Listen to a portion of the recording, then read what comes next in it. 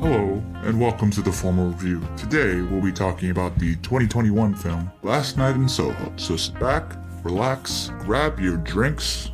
Let's talk about this movie. What's up, everyone, and welcome back to the Formal Review. This is Season 4, Episode 22, and I thank you all for tuning in once again. So this episode will be an analysis on the newest Edgar Wright film, and then there'll be a ranking of where it stands in his overall film catalog, so stay tuned.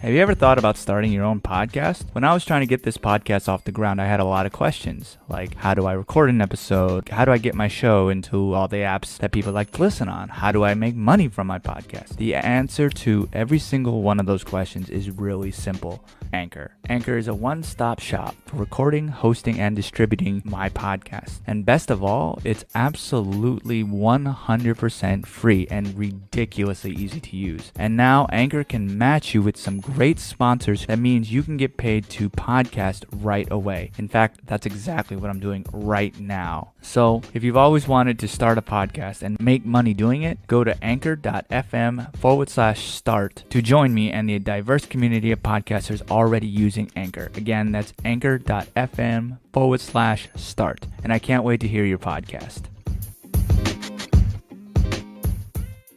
Now, before I get into anything, I do want to preface this episode with a slight spoiler warning. I will do my best to keep the analysis fairly vague so not to completely ruin the film for you. However, as I always say, go see the film first before you hear what I have to say about it so you fully understand everything. Now, I will have two parts to this analysis. One is the spoiler-free section and the other will be the spoiler section. And I'll let you know when I start doing the spoiler section. So if you can pause the episode, watch the film, and then come back and listen to that bit. But if you don't care about that, just keep listening. Also, I know I talk about this at the end, but the data shows that most people don't listen to that part, so I want to talk about it here and reiterate the importance of leaving reviews on your favorite subscription services. I do read those because I do want to grow, because these episodes are really for all you listeners out there, and I want to keep this entertaining. So what do you want to hear? Do you want to hear games? Do you want to hear more of the 4K stuff? Do you want to hear me talk about a certain movie? If you want to come on and talk to me about something, if you want to debate, I'm always open to do stuff like that, so you can always reach out to me on social media. I always want to grow and improve, and just because something works doesn't mean that it cannot be improved. So if there's something that you want me to improve on, let me know, and I will grow as such. So let's get back to the movie at hand. So sit back, relax, grab your drinks, and let's talk about this movie.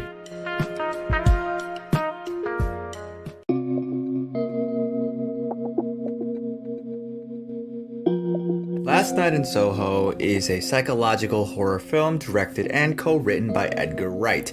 It stars Thomasin McKenzie, Anya Taylor-Joy, Matt Smith, Michael Zhao, Terrence Stamp, and Diana Rigg. The film centers around Ellie, who's played by McKenzie, who is this aspiring fashion designer traveling to London to start school. In her bedroom, she is mysteriously able to enter the 1960s, where she encounters a dazzling wannabe singer named Sandy, who is played by Taylor-Joy. However, the glamour is not everything that it appears to be, and to say honestly anything more will be spoiler territory. Now, in short, this film is a huge step away from Wright's past films. With this film, he dives more into the horror genre than he has ever before. Now, his Cornetto trilogy of Shaun of the Dead, Hot Fuzz, and At World's End do have horror aspects to them, but they are more made to make the audience laugh. This film has creepy moments, and the story is more mature than, for example, guys trying to prevent alien invasion by doing a pub crawl. This isn't a horror film that's really meant to scare you in the same way that It or Scream are meant to. It honestly has a point that is trying to be made. Now, this isn't exactly realistic horror, and it isn't exactly fantasy horror either. As I discussed in the Halloween series I did this year, the former is more about fears we have about ourselves and the world we actually live in. It takes something that we take for for granted and takes that away. Now, the latter deals with creating new fears in an audience such as boogeyman or monsters. However, during the 1960s and 70s, films like The Exorcist, Texas Chainsaw Massacre, and The Omen were able to bridge this gap between horror fantasy and horror realism. And this film does the same. Wright is able to take the script and transport the audience to a time when Thunderball was the most anticipated movie in the world, and when living in the big city meant anything was possible if the dream was strong enough. However, Wright shows that the past is not as pleasant as maybe one thinks it is. Maybe there are nightmares under all of those dreams. Okay, so that's the spoilers-free section. Go see this film, and you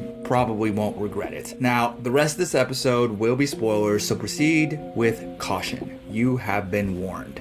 So the story starts off with Ellie moving to London as a university student at this fashion institute. She then moves out of student housing because she's bullied by some of her classmates based on her background and the way she dresses. She then moves into a loft in Soho, but when she falls asleep, she travels back to the 1960s. While there, she follows/embodies a singer named Sandy as she attempts to make it big in London. Now, every night she journeys back to see Sandy's life, but she slowly realizes that not all is shiny in the 1960s. Mackenzie, mostly known for her role in Jojo Rabbit, as Ellie is utterly fantastic in this film. Her character's arc is easily relatable even if one isn't a country girl moving to the big city because of her ability to play the role so convincingly. You feel for her as she starts her journey leaving her grandmother's house for the big city of London. Her grandmother tries to warn her that London, quote, can be a lot, which is felt when Ellie first arrives, and there's this cab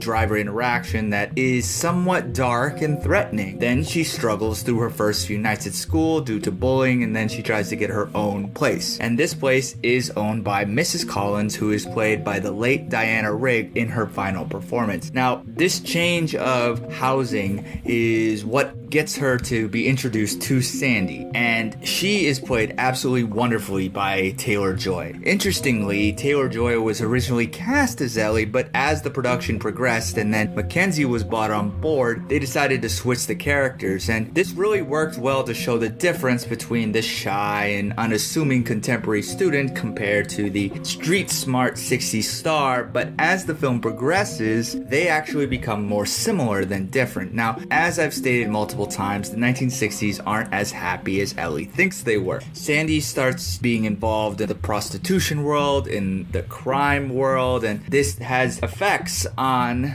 Ellie's reality. Now, I'm not going to go into everything that happens, but the film does keep you on the edge of your seat, trying to figure out who is who and hope that Ellie can really make it out alive and honestly sane. Now, Wright really makes the city of London a character of its own. It starts off as this somewhat safe and comfortable place, but then starts to change and turn ugly. And in itself, the city becomes a predator that closes in around both Sandy and Ellie. Now, Wright is showing the audience two women's stories that are weaved together extremely well, and each one complements and enhances the other. Now, unfortunately, what happens to Sandy in the story isn't that original, but the environment that she lives in is unique. Wright really is able to show how exciting the 1960s seems. In real life, people always talk about how great the past is and that they belong in a different era. And even fashion today takes a lot of inspiration from that time and looked at as retro. Now, in this film, Ellie wants to escape to this so-called better place for her appreciation of the time, or really just to escape from her real-life problems. But as with stories like this, trying to escape something forever will show that honestly the grass isn't always greener on the other side. And Ellie starts seeing that this woman that she's following and embodying, who went to the big city in a very similar way that she did with a dream, starts to spiral down into a place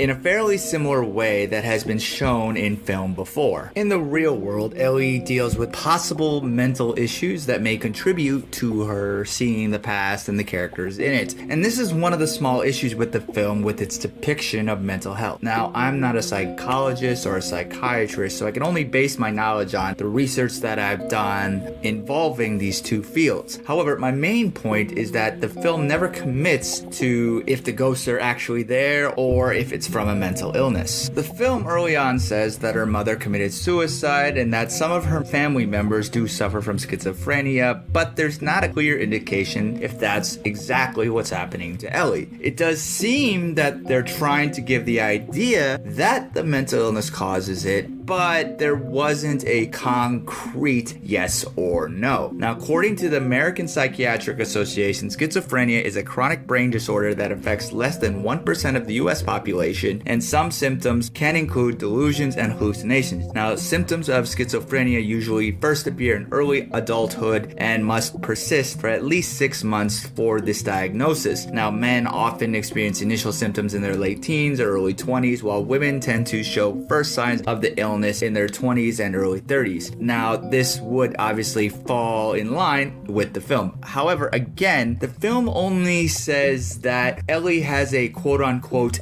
gift that could be seen as either a paranormal psychic power or a sign of mental illness. Even Wright and his co-writer Christy Wilson Carnes, if I'm pronouncing that correctly, have said that Ellie isn't mentally ill. And when describing a scene where Ellie ends up at a police station trying to explain herself and all that she has seen and also experienced, the male police officers look at her like she's crazy, but the female officer tries to relate to her more. Up to this point, they've shown Ellie's journey in a way that really shows everything that Ellie has seen, and the male police officers don't listen to her. Now, Wright and Wilson Carnes also stated that this was done to show how a lot of women have been put in similar rooms and have not been listened to when they've had something to say and were not listened to by men. And this makes sense with the rest of the themes that this film deals with, such as sexual violence, race, and class, that again are very, very new for Edgar Wright. However, leaving the cause of why Ellie can see ghosts and everything to ambiguity is a problem when they seem to be hinting at multiple things, and then the writers definitely say it's not one of them. However, if it isn't a mental illness, then what's the point of bringing it into the equation? Is it only to add ambiguity? If so, it can be said that the film depicts people with mental illness as just being crazy, which is unfortunately a trope in film, which is honestly a problem in and of itself. But if it's not that, like they say, then what's the point? In regard to the acts of violence in the film, it may also be a little too real for some. The violence is shown to be very exaggerated for dramatic effect, but because of this real life applicability, it can be difficult to watch for some. If you've had a problem watching the content of Promising Young Woman, you may have very similar issues with this film. Both of them show what happens when there's violence against women. However, I feel that it shows it as an existing thing that happens, and until it stops, it should be shown. However, I understand it when some people say that this entire thing could make viewers desensitized to things such as this, which also shouldn't happen either. Now, this also brings into the conversation if Wright was the right person to do this film. Now, he did work with Wilson Carnes on the screenplay, but some of the film definitely feels more about the male side of the story, meaning, does he really show the hardships and emotion that someone in Sandy's perspective would go through? Doesn't seem like it. Now, as a man, I felt that the situation was painful to watch, but I did not get the same feeling that I got with Promising Young Woman. Now, this is not to say that Wright does a bad job in any way, it's only different. And it's the same thing of when Catherine Bigelow directed Detroit a few years ago. While she got parts of the film correct in showing certain characters' emotions, there are some of the characters that she may not know all of the emotion that goes into a specific scene. And again, this is not to say that either of these directors do a poor job. In fact, both of them do a fantastic job. But when there's such a heavily emotional scene, it's hard for a director who hasn't gone through something to know 100% how to direct somebody to go through this specific scenario. I didn't honestly have that big of a problem with it, but it is something to bring to the equation. Now, having said all that, the rest of the film is absolutely beautiful. Wright and his cinematographer Chung Hoon Chung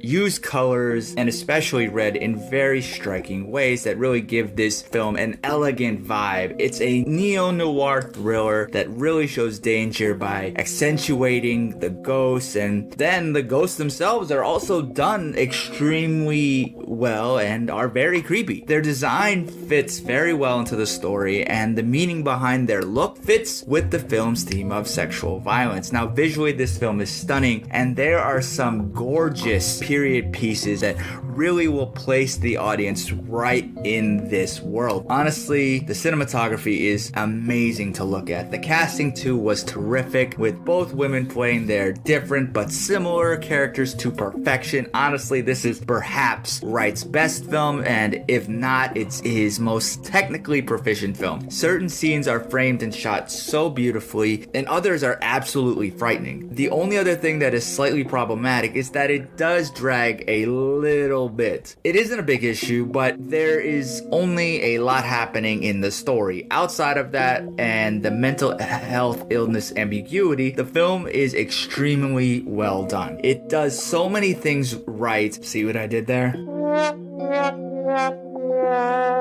And it is perhaps one of the best ghost stories done recently. It is an amazing film, and fans of Edgar Wright are sure to be pleased. So, as a director, here's my ranking from quote-unquote worst, because Wright really hasn't done a bad film, to his best. Now, I started off at number 6 with Baby Driver. Then, with number 5, Scott Pilgrim vs. the World. Number 4, The World's End. Number 3, Shaun of the Dead. Number 2, Hot Fuzz. And number 1 is this film. Now, what did y'all think of it, and what is your Edgar Wright ranking? Let me know. Hit me up on social media. The Formal Review is on Facebook, Twitter, and the Gram, and also YouTube. The handle's all the same. It's at The Formal Review. And for anyone who has supported me on a financial basis, I thank you very much for supporting me in that way. For anyone who wants to support, you can go to anchor.fm/formal review and click support this podcast, and any donation is appreciated. Thank you all again for tuning in. And until next time, wash your hands, get vaccinated, or if not, wear a mask. And I'll see you at the movies. Thanks for tuning in to another episode of The Formal Review. Cheers, and we'll see you next time.